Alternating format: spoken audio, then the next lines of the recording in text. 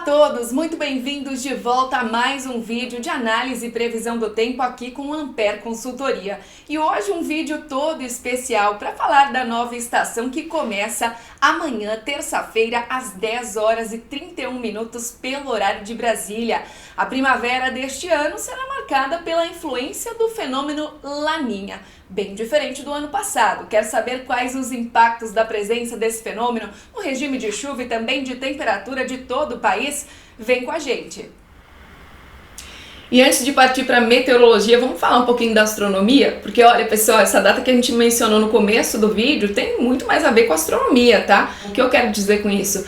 O calendário astronômico marca o início da estação de primavera como sendo no dia 22, às 10 horas e 31 minutos, mas isso não quer dizer que as características climáticas da estação vão começar a ocorrer a partir desse horário, tá? Nada a ver, isso tem relação com a posição dos astros, com a astronomia. Astronomicamente falando, a primavera se estende até o dia 21 de dezembro, às 7 horas da manhã e 2 minutos, pelo horário de Brasília, tá bom? Então, isso aqui é uma curiosidade, é um calendário lá do Instituto de Astronomia e Geofísica da USP. Quem quiser conhecer um pouquinho melhor dessas datas, é só entrar lá no site deles. Uma curiosidade interessante para vocês. E agora partimos para a parte da meteorologia, porque dentre os ciclos do clima, né, aliás, é muito importante falar, a gente tem os ciclos do clima, né? São vários que comandam as variações de temperatura, precipitação, vento por todo o globo. Um dos mais importantes deles, sem dúvida nenhuma, é o ciclo sazonal, que corresponde a essa variação anual da radiação solar e, consequentemente, da distribuição de energia e calor pelos hemisférios sul e norte, tá? E a gente tem os ciclos intrasazonais, né, entre as estações. E geralmente eles estão associados com as variações de temperatura da superfície do mar que acontecem entre uma estação e outra, entre um ano e outra, né, intraanual, intrasazonal, então, e interanual também, né. A gente tem essas diversas variações também comandando muito o que pode acontecer com a chuva e com a temperatura em todo o globo. E para começar a falar um pouquinho da carinha da nossa primavera do ano de 2020, vamos lembrar o que tínhamos no ano passado? Porque no ano passado a gente estava acabando de sair de um El Niño configurado, a gente já não tinha mais o El Niño no mês de novembro, nem em setembro, outubro, novembro, a gente já não tinha mais, porém a gente tinha sim temperaturas na superfície do mar anomalamente mais positivas, né? Ou seja, com a temperatura ligeiramente acima da normalidade. Então isso era uma configuração para o início da primavera que dava muito mais peso para a gente ter um cenário de El Niño do que um cenário de Laninha, logicamente, porque Laninha corresponde ao resfriamento e El Niño ao aquecimento das águas do Oceano Pacífico Equatorial, tá bom?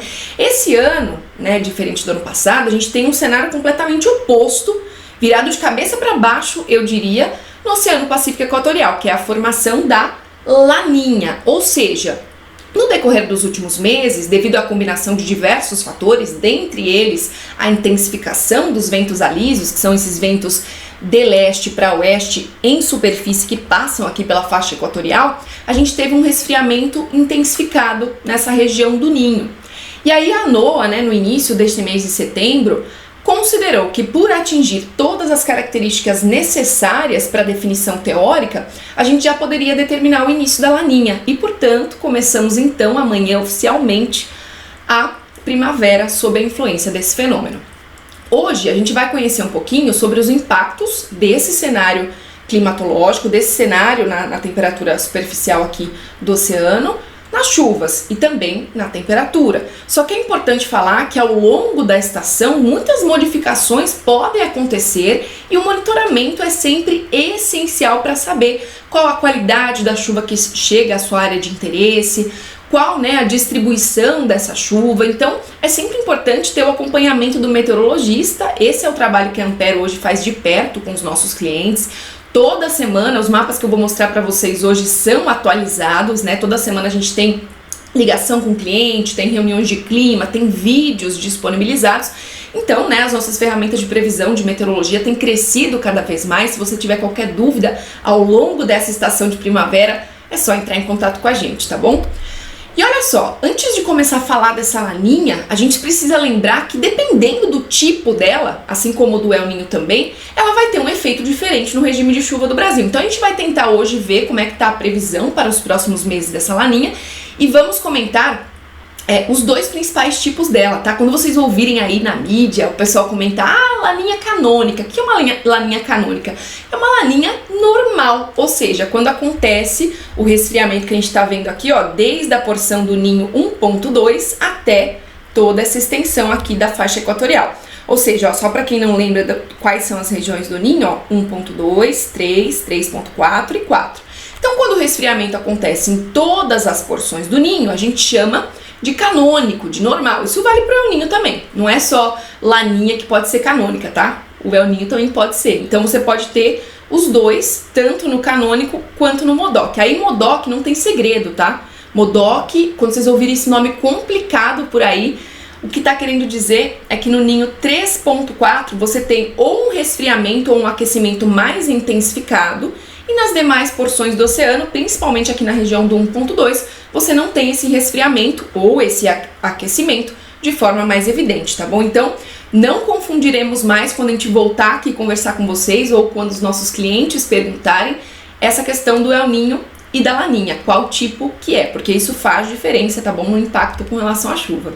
Bom, para começar, até quando que essa laninha pode durar? Né? Os próximos meses serão marcados pela influência dela e grande parte dos modelos de previsão não é só o IRI não, tá? Tem outros, tem o North American Multimodal Ensemble, tem o pessoal lá do Copérnicos que junta ECMWF, Met Office, Meteor France, uma parafernália de modelo para mostrar que até pelo menos o nosso verão no hemisfério sul a gente tem sim a influência da laninha ainda, tá bom? E um fato curioso, um ponto de atenção para a gente acompanhar ao longo dos próximos meses é que essa laninha tá começando com uma característica de ser normal, né? Uma laninha canônica, com essa distribuição do resfriamento por toda a porção do Pacífico Equatorial, mas pode terminar como sendo uma laninha MODOC. Isso são o que mostram alguns dos modelos que compõem o conjunto do North American Multimodal Ensemble. É um dos N modelos aí de clima que tentam estabilizar cenários para o decorrer dos próximos meses. Então, a gente vai acompanhar para ver aonde é que vai dar essa história, né? Porque vários trabalhos acadêmicos chamam a atenção, né, para que diferentes anomalias de precipitação acontecem devido à presença de um tipo de laninha e outro tipo de laninha. Então, por exemplo, né, a gente está começando com uma laninha canônica, LNC, o que mostra esse trabalho aqui, ó, tô deixando as referências que são muito bacanas para vocês, se quiserem dar uma lida. Laninha canônica geralmente tem essa influência, né, esse viés negativo de precipitação em algumas áreas do sudeste, centro-oeste e sul do Brasil.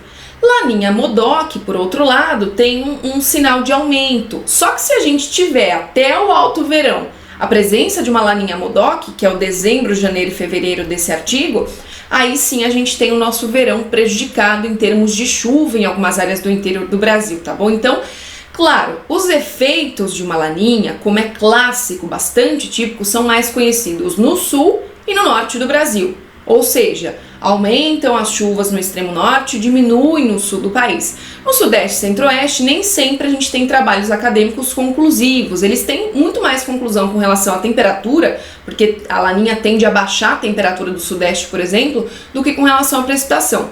Mas alguns têm sim esse indicativo de viés para baixo de chuva em algumas áreas do sudeste e centro-oeste. E lembrando que cada episódio de laninha, de El Niño, de variação da temperatura da superfície do Pacífico Equatorial pode trazer um efeito diferente e ele está combinado a outros N padrões de oscilação que a gente tem que estudar, tem que ficar de olho, tem que ficar de olho lá no Atlântico, tem que ficar de olho lá no Índico, por isso mais uma vez reforço a importância do monitoramento. Agora vamos para a previsão?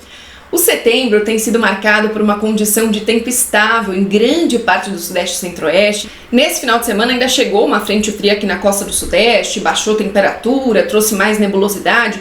Tivemos até algumas pancadas de chuva isoladas na região do Pantanal Mato-Grossense, ajudando um pouco essa situação das queimadas que está tão grave aí no interior do Brasil. E a tendência é de que nos próximos dias, depois da passagem dessa frente fria, venham novas áreas de instabilidade, se formem na costa do sudeste e favoreçam algumas pancadas de chuva ainda no interior do Brasil. Só que são chuvas muito mal distribuídas, é aquela chuva que cai num ponto, mas não cai em outro e não tem volume suficiente ainda para reverter déficit hídrico, para acabar de vez com o cenário de queimadas. A gente ainda deve ter problemas aí nesse início de primavera com essa situação, tá bom? O fechamento do mês de setembro já vinha sendo previsto para ser anomalamente negativo. Isso aqui é a previsão com relação à climatologia. Então já estava previsto para ser abaixo da média, tanto na visão do modelo europeu quanto do americano. Eu queria reforçar com vocês que a Ampere tem uma cultura muito interessante de não só mostrar a visão dos modelos americano, europeu, mas mostra também modelo australiano, canadense, chinês, mostra todos os institutos de pesquisa que trazem, que agregam alguma informação interessante aí com relação à previsão do tempo, tá bom? E para os próximos dias, agora a gente vai falar de uma previsão que interessa muito, tanto para o pessoal da agricultura quanto da energia, porque a gente vem comentando, né, que as chuvas mais abrangentes, mais volumosas, as que têm potencial para cair de forma mais regular no Sudeste e Centro-Oeste, estão previstas apenas na segunda metade do mês de outubro. Essa é a visão do modelo europeu ECMWF 46 dias. E essa é a visão também de outros modelos meteorológicos. A maior parte deles está jogando uma chuva mais abrangente para o interior do Brasil apenas no final do mês. Para esse final de setembro e início do mês de outubro, qual é a expectativa? A expectativa é de que as chuvas ainda continuem mais fortes e mais volumosas no sul e em parte da região norte. Isso é ruim, né? Ah, mas começou a primavera, tem que vir chuva para o interior do Brasil. Mas olha, vários trabalhos acadêmicos mostram que o início da estação chuvosa em áreas do interior do Brasil começa a partir de quando a chuva volta a ficar mais regular, mais volumosa nessas áreas dos extremos norte e sul do Brasil. É aí que as células de circulação começam a apresentar uma resposta, que a termodinâmica começa a funcionar, e aí em breve, né, o que está previsto lá para o final do mês de outubro é que a chuva retorne de forma mais bem distribuída, com maior qualidade para o interior do Brasil. Só que vai ser assim durante a estação toda, né? Grande parte dos modelos de previsão indicam que não, indicam que o trimestre setembro, outubro e novembro, essa aqui é a previsão de acumulado, essa de anomalia, tem anomalias negativas previstas. Essa é a visão do INMET, né? Eu trouxe a visão do Instituto Nacional de Meteorologia. Tem previsão de anomalias negativas em diversos pontos do interior do Brasil. E quando o mapa tá assim, muito manchado, né?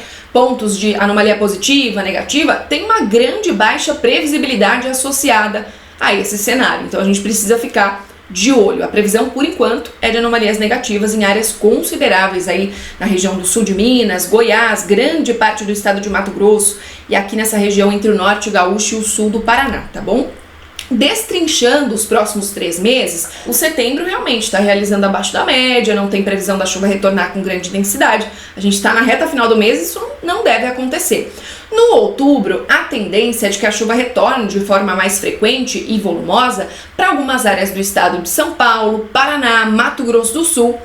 E aí precisa acompanhar a qualidade de distribuição dessa chuva.